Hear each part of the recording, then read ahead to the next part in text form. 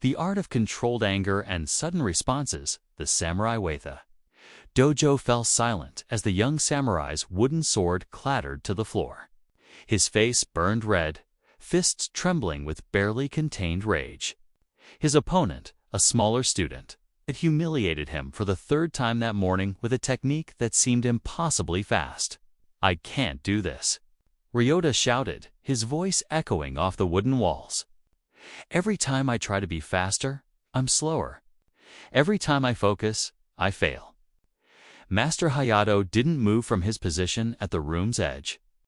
His weathered face remained impassive, eyes half closed, as if witnessing something ordinary as morning rain.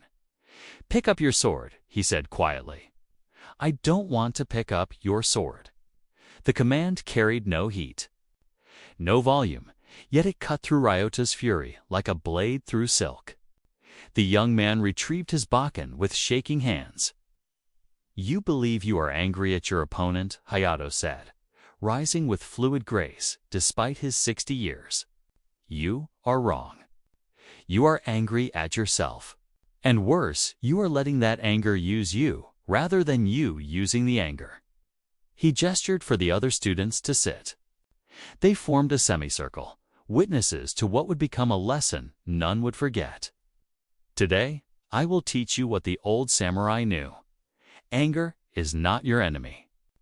Uncontrolled anger is your enemy. There is an art to rage, a way to harness its fire without being consumed. And there is a secret to sudden, decisive action that has nothing to do with speed." The two faces of Anger Master Hayato walked to the center of the dojo, his feet making no sound on the polished wood. "The samurai recognized two types of anger," he began. "There is Akari, the hot rage that clouds judgment, makes the hands tremble, narrows the vision. This anger serves only your enemy.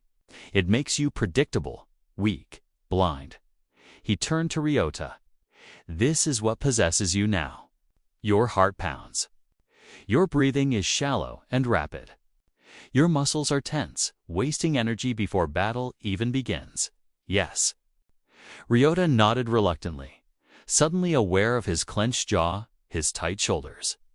"Then there is Fundo no Seishin, the spirit of righteous indignation, cold and clear as mountain water. This anger does not cloud the mind. It focuses it. It does not waste energy. It concentrates it. The greatest samurai did not suppress their anger. They transformed it." Master Hayato picked up a practice sword. "The difference is this: hot anger reacts. Cold anger responds. And between reaction and response lies the space where mastery lives. The space between stimulus and response. When your opponent struck you, what happened?" Hayato asked. "I felt insulted," Ryota admitted. "Embarrassed. Everyone was watching, and I looked like a fool. So your ego was wounded. And instantly your body flooded with emotion. Your brain, the ancient part that still thinks you're fighting for your life in the wilderness, took control. Fight or flight. No thought. Just reaction." Hayato demonstrated, letting his face contort with artificial rage, swinging his sword wildly. The movement was fast but chaotic, full of openings. This is reaction, stimulus, and response with nothing in between. The samurai studied themselves until they could create a gap. A pause, a breath between what happens to them and how they choose to act. He reset his posture, centering himself. "Strike at me." Ryota hesitated, then lunged forward with his bakken. Hayato's response was instantaneous, yet it's completely different from his previous demonstration. He moved like water around stone, no wasted motion. No tension, just fluid redirection. Ryota found himself on the ground, unsure how he'd gotten there. "Did you see anger in my movement?" Hayato asked. "No, master. But you moved so fast. I moved at the speed of no thought. When you react, you think I am angry. I must respond. This thinking takes time. When you respond with Fundo no Seishin, there is no thought, only pure action arising from a clear mind. The anger is there, but it is fuel, not fire. The practice of cold anger. Master Hayato sat, motioning for the students to come closer. The samurai developed specific practices to transmute hot anger into cold fury. I will teach you 3. Practice 1. The breath of fire and ice. When anger rises in, it will rise. For you are human, you do not suppress it. Suppression is a dam that eventually breaks. Instead, you transform it through breath. He demonstrated a sharp, forceful exhale through the mouth, expelling air as if spitting out poison. Breathe out the heat, the chaos, the clouded judgment. Then, a long, slow inhale through the nose. Breathe in clarity, coldness, control. The anger remains, its energy remains, but now it is yours to direct. Fire breath out, ice breath in, 3 times, and the transformation begins. Ryota tried it. On the 3rd cycle, he felt something shift. The trembling in his hand steadied. His vision widened, his jaw unclenched slightly. You see? Hayato nodded. The emotion is still there. But now you are the master, and it is the servant. Practice 2. The naming. The second practice is simple but profound. Name what you feel. He looked at Ryota. When the shame and anger flooded you? If you had stopped and said out loud or in your mind, I am feeling humiliated. I am feeling angry. I am feeling the urge to lash out. What would have happened? I'm not sure.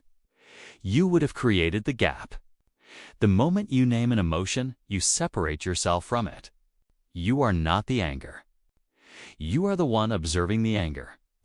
This small distinction changes everything. Hayato stood and walked to a scroll hanging on the wall. It showed a samurai standing calm while flames surrounded him. The ancient masters knew, you cannot control what you do not acknowledge. Name the demon, and it loses half its power. Practice 3. The question. The third practice is a question you ask yourself in the moment of anger. What is this anger protecting? The students looked confused. Hayato smiled slightly. Anger is always a guardian emotion.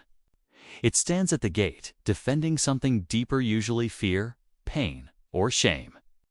When Ryota felt rage at being bested, what was it protecting? Ryota considered. My sense of worth. My fear that I'm not good enough? Exactly. The anger was protecting your wounded pride, your fear of inadequacy. Once you see this once, you understand that anger is the armor, not the wound. You can address the real issue beneath it. He placed a hand on Ryota's shoulder. A samurai who fights to protect his ego is easily defeated.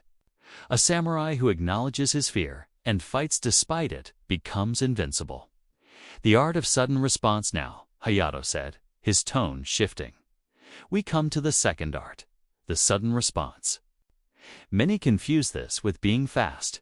They are not the same. He called forward Kenji, one of the advanced students, known for his lightning-quick strikes.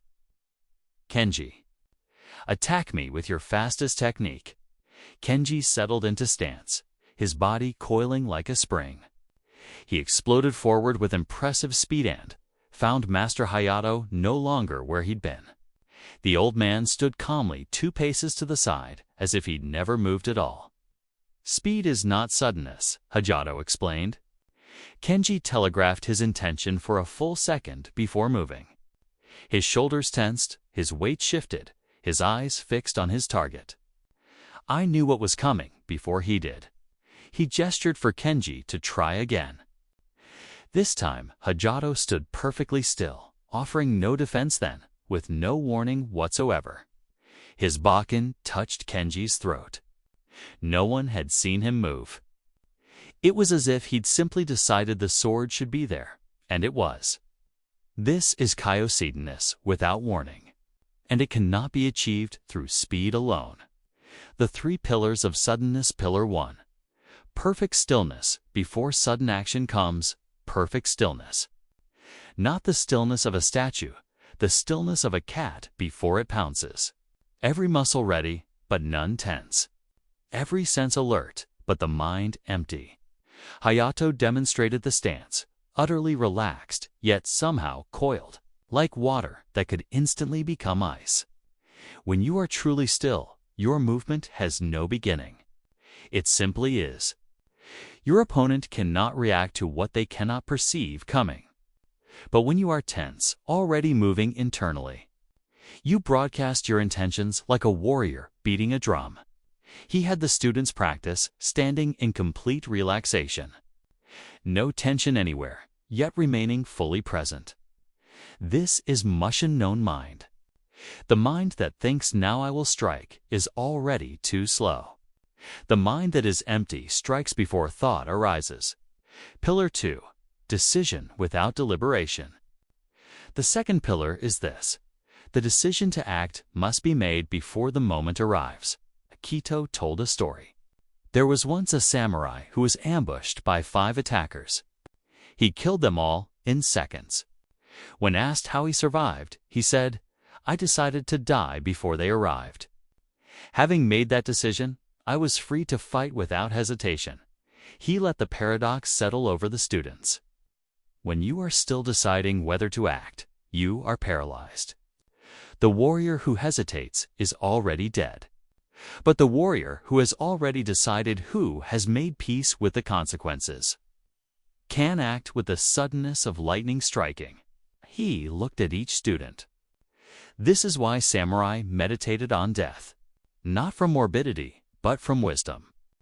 When you have accepted the worst outcome, you are free to act without the delay of fear. Pillar 3. Economy of motion. The final pillar. Sudden action is always the shortest distance between stillness and result. Hayato demonstrated a strike. His bakken moving in a perfect. Minimalist arc, no wind-up, no wasted movement. Just the essential action. Beginners add flourishes, preparations, adjustments.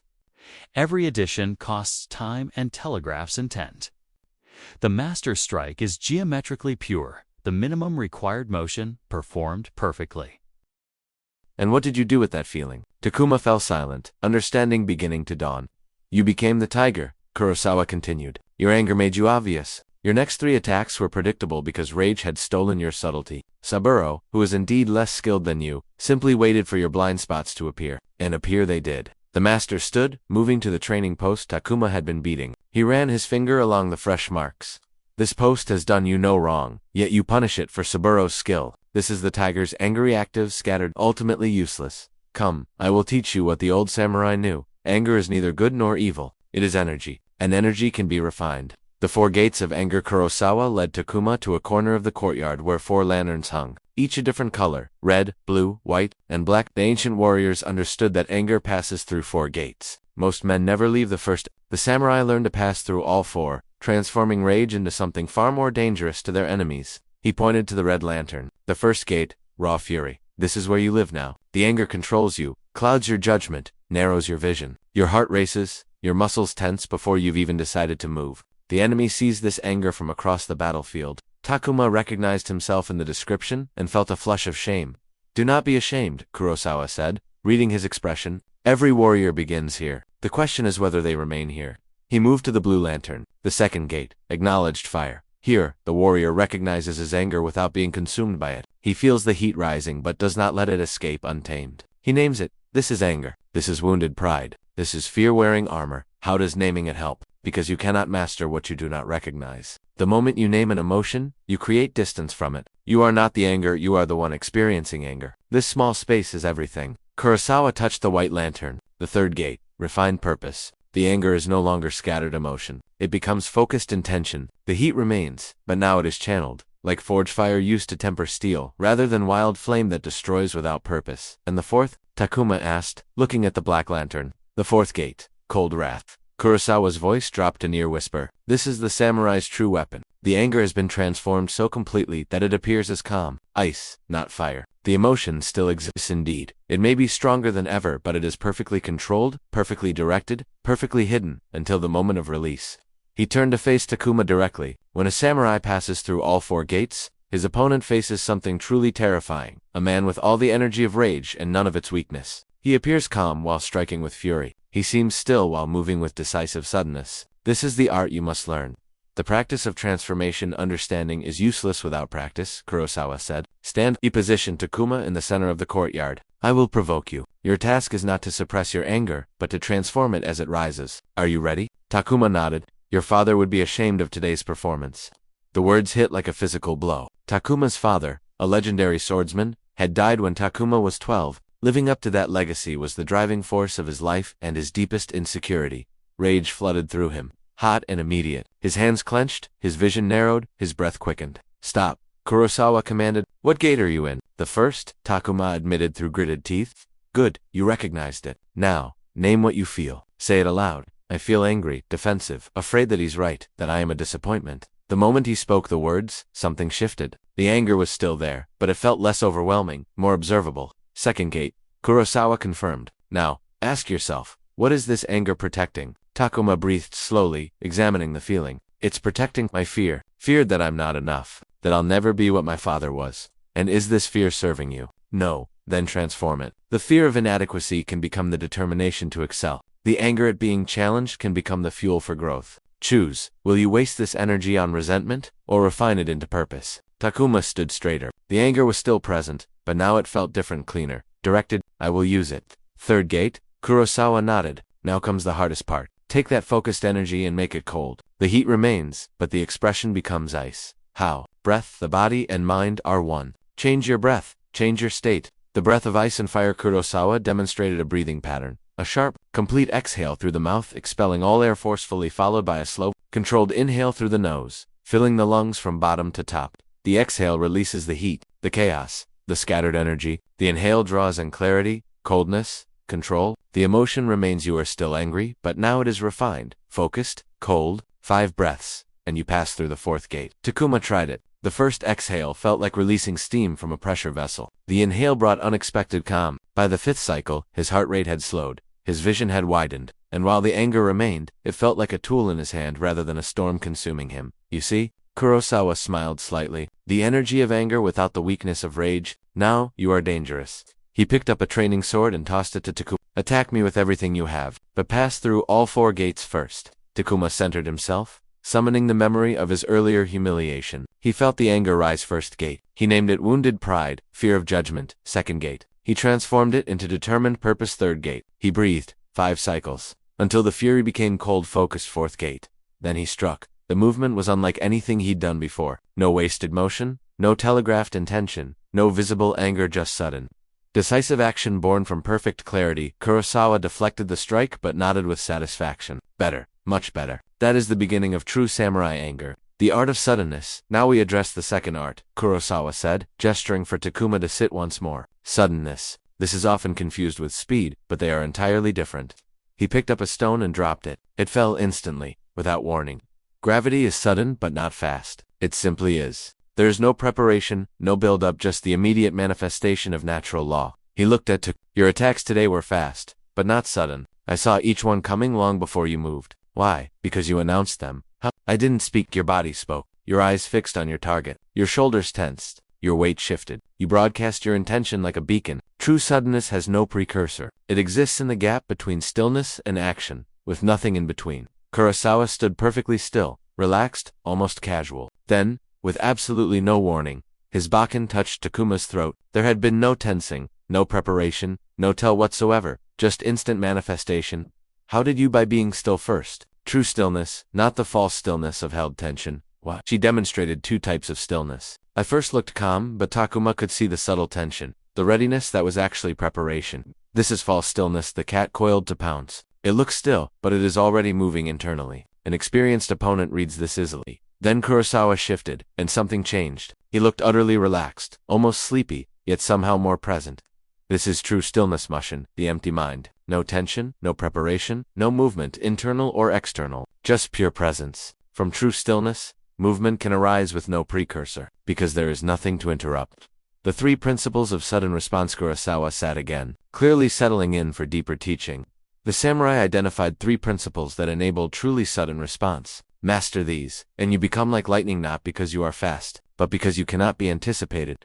Principle 1. Decision before moment. The first principle: all decisions must be made before the moment of action. He told a story. There was once a samurai named Takeda who faced 7 opponents. The fight lasted 3 seconds. All 7 fell. When asked how he prevailed, Takeda said, "Before they arrived, I decided I was already dead. Having died in advance, I was free to move without hesitation." Takuma frowned. That sounds like fatalism. No, it is freedom. When you enter a duel still deciding whether to commit, you are paralyzed by the weight of choice. Your body hesitates, waiting for your mind to resolve its conflict. This hesitation of a fraction of a second is visible to the trained eye. Kurosawa stood and drew his sword in one fluid motion. But when the decision is already made, when you have already committed to the action before circumstances demand it, there is no gap between thought and deed. The response is sudden because there is nothing to interrupt it. How do I make decisions in advance? Through preparation and acceptance. Before battle, the samurai contemplated every scenario. If he strikes high, I will move thus. If he feints low, I will respond so.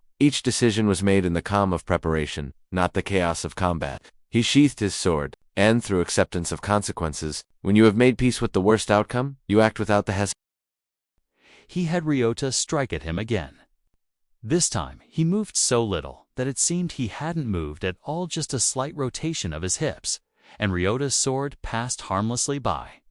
You tried to hit where I was? I was no longer there.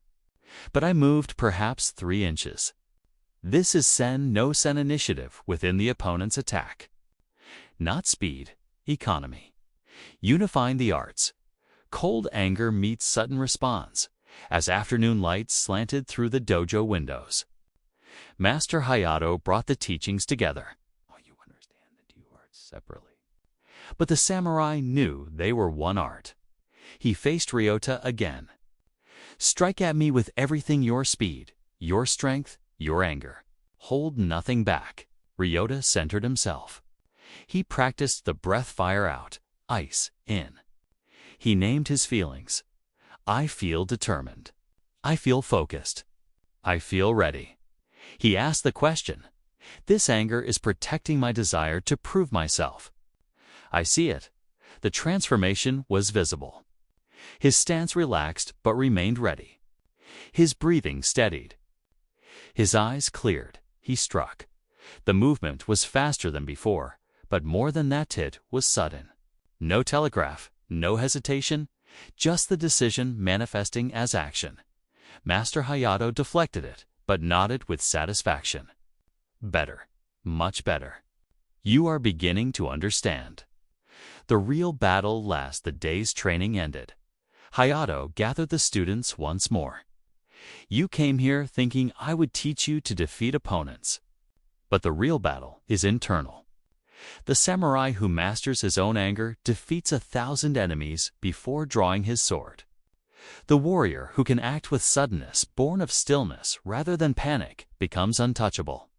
He looked at Ryota specifically. Your anger this morning was valuable. It showed you where your work lies. Not in being faster, but in being clearer. Not in trying harder, but in being more present. The angry, rushing, desperate Ryota will lose every time. The cold, clear, sudden Ryota will win without. Fighting the 7 keys to practice master. Hayato presented the students with a scroll containing 7 practices to cultivate controlled anger and sudden. Response to 1. Daily observation, each evening. Recall a moment of anger. Name the emotion without judgment. Ask what it was protecting. This builds awareness too. The breath practice. When anger rises, 3 cycles, exhale, fire, inhale, ice. This transmutes reaction into response. Stillness training. 5 minutes daily standing in perfect relaxation yet complete readiness. This builds the foundation for suddenness, for decision before action, before challenging situations. Decide your response ahead of time. If X happens, I will do Y. This eliminates hesitation. 5. Economy drill. Practice every technique seeking to remove one unnecessary movement. This purifies action. 6. Gap creation. In daily life, create a one-breath pause between stimulus and response. This builds the space where choice lives. 7. Death meditation. Once weekly, contemplate your mortality honestly. This puts anger in perspective and removes fear's power. The Master's final. Teaching as Ryota prepared to leave that evening, Master Hayato called him back. "You asked me once why I never seem angry?" "Despite all the disrespect and challenges I face," Ryota nodded, remembering. "I am angry often," Hayato said, surprising him. "I feel anger at injustice, at cruelty, at waste. But I have learned to let anger inform me without controlling me. It is a messenger, not a master." He picked up his sword, holding it up to catch the last light.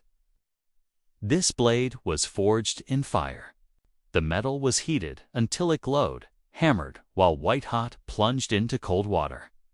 Fire and ice, heat and sudden cooling, this is what makes steel strong. He offered the sword to Ryota. "You are being forged. Your anger is the fire that reveals your weaknesses, your attachments, your fears. The sudden challenge is the hammer that shapes you. And your practice, the cold clarity you develop, is the water that sets the transformation.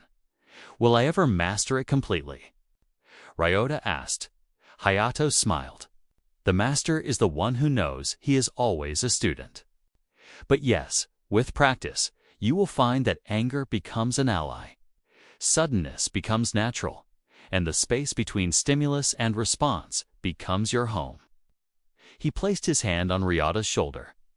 The samurai way is not about eliminating emotion or becoming superhuman. It is about becoming fully human-aware, responsive, and free. Free to feel anger without being enslaved by it. Free to act suddenly without being impulsive. This is the art. As Ryota bowed and left the dojo, he carried with him the understanding that he'd been seeking speed when he should have been seeking stillness, fighting his anger when he should have been transforming it, and rushing toward mastery when he should have been settling into the eternal practice of presence. The art of controlled anger. And sudden response was not something to achieve. It was a way to walk, for the rest of his life and for the first time. His steps felt certain. The art of controlled anger and sudden responses, the samurai way. 15-minute full story. 3:32 a.m. The art of controlled anger and sudden responses, the samurai wave. Wooden sword struck the post with a crack that echoed through the moonlit courtyard. Again and again. Takuma's knuckles bled. His breath came in ragged gasps, but still he struck. The other students had retired hours ago, but he remained. Fury driving each blow. You fight like a man possessed. Kuma spun to find Master Kurosawa standing in the shadows, his silver hair gleaming in the moonlight. The old swordmaster's face showed neither approval nor disapproval, only observation. "I train," Master Takuma replied, wiping sweat from his brow. "No, you bleed onto wood and call it training." Kurosawa stepped into the light. "Earlier today, Saburo defeated you in the dojo. Since then, you have been consumed. This is not the way." Takuma's jaw clenched.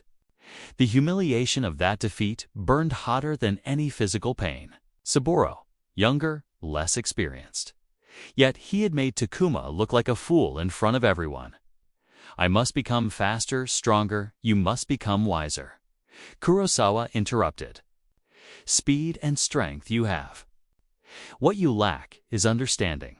Sit." It was not a request. The tiger and the snake master Kurosawa settled onto the wooden platform, gesturing for Takuma to join him. The night air was cool, carrying the scent of cherry blossoms. "Tell me, what do you know of the tiger and the snake?" Takuma frowned at the unexpected question. "The tiger is powerful. The snake is cunning. Incomplete." Listen, Kurosawa's eyes grew distant. "The tiger, when threatened, roars. Its anger is fire-hot, bright, consuming. It announces itself, makes its fury known to all. This is impressive, terrifying even, but also exhausting, wasteful. He traced a pattern in the dust. The snake, when threatened, becomes perfectly still. Its anger is ice-cold, focused, patient. It does not announce. It does not waste. It simply waits for the precise moment, then strikes with suddenness that cannot be anticipated or avoided. You're saying I should be like the snake. I am saying you must understand both and choose wisdom over instinct. Kurosawa's gaze sharpened. Today, when Saburo disarmed you, what did you feel? Anger, shame. The need to... You act without the hesitation that fear creates. Principle 2. Economy of motion, the second principle. Every movement must be the minimum required. Kurosawa asked Takuma to perform a basic strike. Takuma did so, his bokan arcing overhead in what he thought was a clean motion. Stop. Play that back in your mind. How many separate movements did you make? Takuma considered. I raised the sword, shifted my weight, rotated my hips, brought it down. 4 movements, each one visible, each one taking time, each one broadcasting intention. Now watch. Kurosawa's strike seemed to be a single, unified movement. No separate parts, just one flowing action from stillness to completion. This is Kihan, the fundamental principle. Not a sequence of movements, but one movement with no parts. This appears sudden because there is no build-up to perceive, no stages to anticipate. He had Takuma practice, removing one unnecessary element from each strike. First, the excessive chamber. Then, the telegraphed weight shift.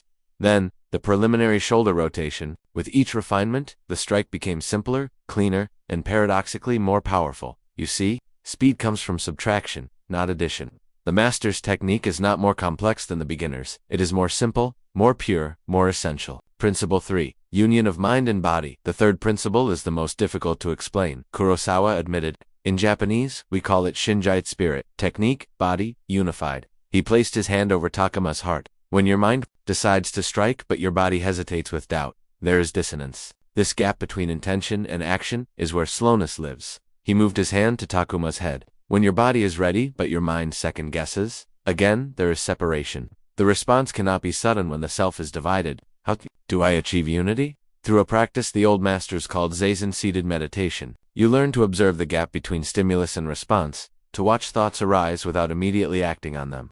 Over time, this observation becomes awareness. Awareness becomes choice. Choice becomes spontaneous, right action. Kurosawa settled into meditation posture. Sit with me. We will practice. The meditation of the warrior. In the quiet darkness, Kurosawa guided Takuma through the practice. Breathe naturally. When a thought arises, simply notice it. Do not push it away. Do not follow it. Just observe. There is anger. There is planning. There is impatience. The practice is not to eliminate thoughts, but to create space around them. At first, Takuma's mind rioted with thoughts about his defeat, his inadequacy, his frustration. But as he practiced the simple act of naming and releasing each thought, something shifted. He began to notice the gap, that tiny space between the arising of a thought and his habitual reaction to it. In that gap, choice lived. This gap, Kurosawa said softly, is where the samurai lives. Not in the thought, not in the reaction, but in the space between. From this space, you can respond with suddenness, because you are not caught in the momentum of reactive patterns. They sat for an hour. When they rose, Takuma felt different, clearer, more present, less driven by the churning emotions that had consumed him earlier. This practice must be daily, Kurosawa instructed, 10 minutes minimum. Over time, the gap widens. Your responses become less reactive, more chosen. And chosen responses, born from stillness, are always sudden and true. Uniting the arts as dawn began to lighten the eastern sky, Kurosawa faced Takuma in the courtyard one final time. Now we unite the two arts. Controlled anger and sudden response are not separate, they are complementary aspects of the same mastery. He adopted a relaxed stance. Attack me, but first, pass through the 4 gates. Transform your anger into cold purpose. Then, from true stillness, with decisions already made and movement refined to essence, respond with suddenness. Takuma centered himself. He thought of his earlier defeat and felt anger rise. First gate. He named it, determination to improve. Second gate. He refined it. I will strike with total commitment. Third gate. He breathed it cold. Fourth gate. Then he found stillness.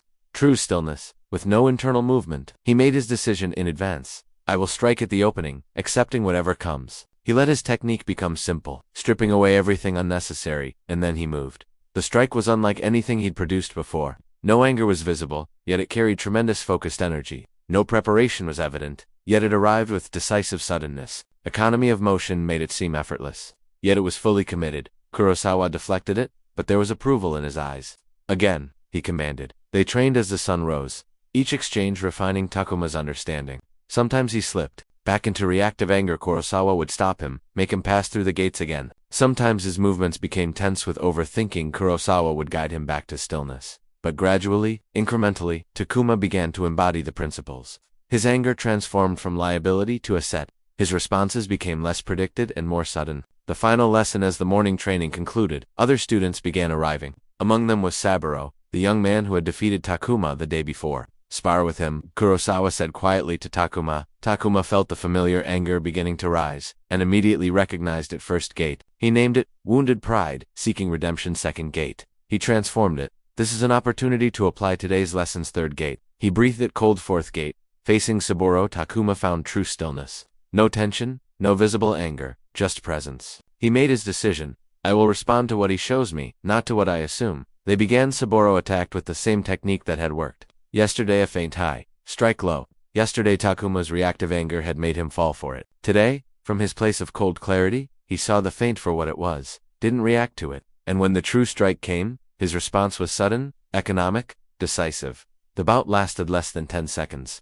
When it ended, Saburo was on the ground, Takuma's bakken at his throat, but there was no triumph in Takuma's eyes, no gloating, just calm acknowledgement of what had happened. Well done, Kurosawa said simply. You have taken your first steps on a long path. The 7 practices. As the other students trained, Kurosawa presented Takuma with a scroll containing 7 daily practices for cultivating controlled anger and sudden response. Practice 1, Morning Meditation, 10 minutes of zazen each dawn. Observe thoughts without attachment, widening the gap between stimulus and response. Practice 2, The 4 Gates. When anger arises during the day, consciously pass through all 4 gates. Name it, refine it, breathe it, cold. Practice 3. Stillness training, 5 minutes daily, standing in perfect relaxation, no tension anywhere, practicing true stillness from which sudden movement can arise. Practice 4. Decision mapping before challenging situations, decide responses in advance, remove decision-making from the moment of action. Practice 5. Movement refinement. Practice each technique, seeking to remove one unnecessary element. Pursue simplicity and economy relentlessly. Practice 6. Breath mastery, throughout the day. Practice the Fire-Endless breath. Exhale chaos, inhale clarity. Make this automatic. Practice 7. Evening reflection. Before sleep, review the day's moments of anger and response. What gates did you reach? Where did you succeed or fail? No judgment, only observation and learning. The path forward. As Takuma prepared to leave that morning, Kurosawa called him back. You think today you have learned to control anger and respond suddenly. This is not true. Takuma looked surprised. Today, you have learned that such control is possible. You have glimpsed what lies at the end of the path, but glimpsing is not arriving. You have years of practice ahead. He placed his hand on Takuma's shoulder. The samurai understood. Mastery is not a destination, but a direction. You will face defeats again. Anger will consume you again. You will react instead of respond again. This is not failure, this is the path. Then when will I know I've mastered it? Kurosawa smiled. When you stop asking that question, when the practices are no longer something you do but something you are, when cold anger and sudden response flow through you as naturally as breath. He looked out at the courtyard, where students trained in the morning light. The greatest illusion is that the enemy is outside Saburo, or whoever defeats you next. But the real opponent is the untamed self, the reactive mind, the body and spirit in disharmony. Master that enemy, and all others become manageable. Takuma bowed deeply. I understand, master. No, Kurosawa corrected gently. You begin to understand, and that beginning is everything. As Takuma left the dojo that morning, his hands no longer bled, his breath no longer ragged. The anger that had driven him to punish the wooden post still existed within him, but now it was transformed cold, clear, purposeful. He had learned that the samurai way was not about eliminating emotion but refining it, not about being faster but being sudden, not about winning every battle but about mastering the only opponent that truly mattered. Himself, the art of controlled anger and sudden response was not something to learn once and possess forever. It was a practice, a discipline, a daily choosing of wisdom over instinct.